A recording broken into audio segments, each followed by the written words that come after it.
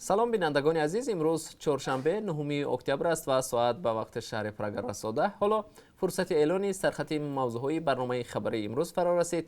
تفصیلات این و گزارش‌های دیگر را در برنامه اخبار آزادی ساعت رسا 1 در پخش مستقیم و هم ثبت آن را در صحیفه آزادی ویدیو در شبکه اجتماعی یوتیوب میتوانید تماشا کنید. از پیشگیری شامل شدن زنان و دختران به گروه‌های تروریستی تا کم کردن خشونت در نسبت آنها، این و باز چندین مسائل دیگری مربوط به زنان و دختران تاجیک این لحظه ها در فوروم جمهوری زنان بحث و بررسی می شود.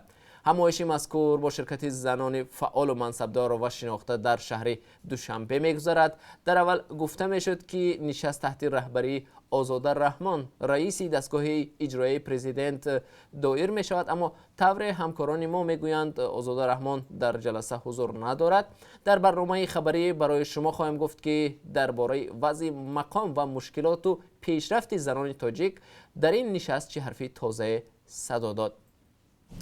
ضمناً اگر برنامه امروز را تماشا کنید درباره شکنجه شدن دو زن از سوی کارمندان پیشین ریاست کارهای داخلی پایتخت نیز اطلاع میگیرید. حالا دو مأمور پیشین ملیسا در بازداشت قرار دارند و پروندهشان در دادگاه بررسی می شود. حالا زنان امیدوارند که دادرس پرونده نسبت به کارمندان سابق پلیس برای شکنجه که نسبتشان روا دیدند حکمی عادلانه صادر کنند.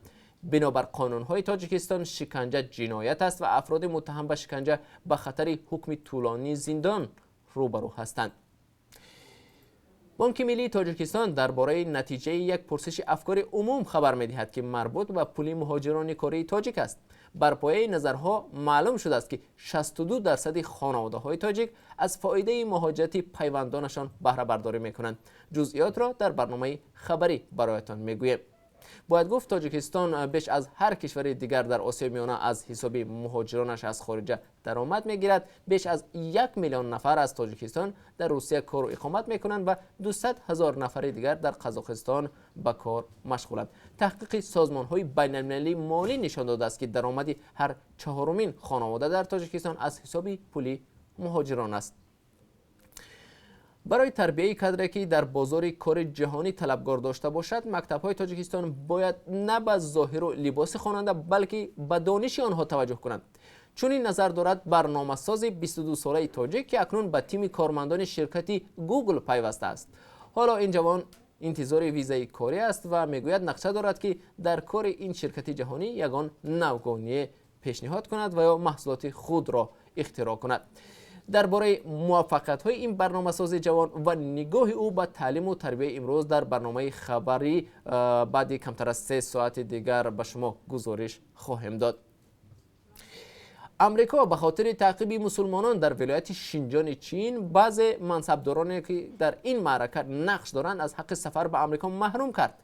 چند روز پیش دپارتمان دولتی امریکا با اشاره به تعقیب مسلمانان اویغورتبار ولایت شینجان چین 20 شعبه امنیتی و 8 شرکت را بر روی خط سیاه شامل کرد. وزارت تجارت امریکا روز 7 اکتبر گفت شرکت و کارخانه‌هایی که به این روی خط شامل شدند از حق خریدن و محصولات و شرکت‌های امریکا به اجازت حکومت ایالات متحده محروم می‌شوند. و بیننده ارجمند گزارش دیگری هم داریم.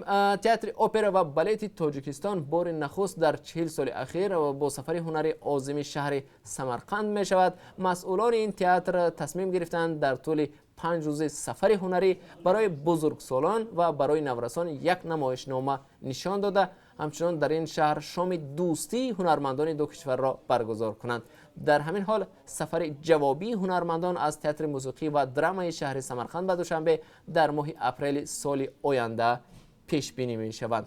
بیننده ارجمند، ما هر لحظه خبر و حادثه های تاجیکستان و جهان را پیگیری می کنیم و اگر در این فاصله وقت حادثه و یا نوگانی تازه روی داد حتما آن را در برنامه اخبار با شما آشنا می سازیم. تا کمتر از 3 ساعت دیگر ما را در پخش زنده در صحیفه آزادی ویدیو در شبکه اجتماعی یوتیوب و هم صحیفه های رادیوی آزادی در فیسبوک ادنا کلاسیکی همراهی کنید.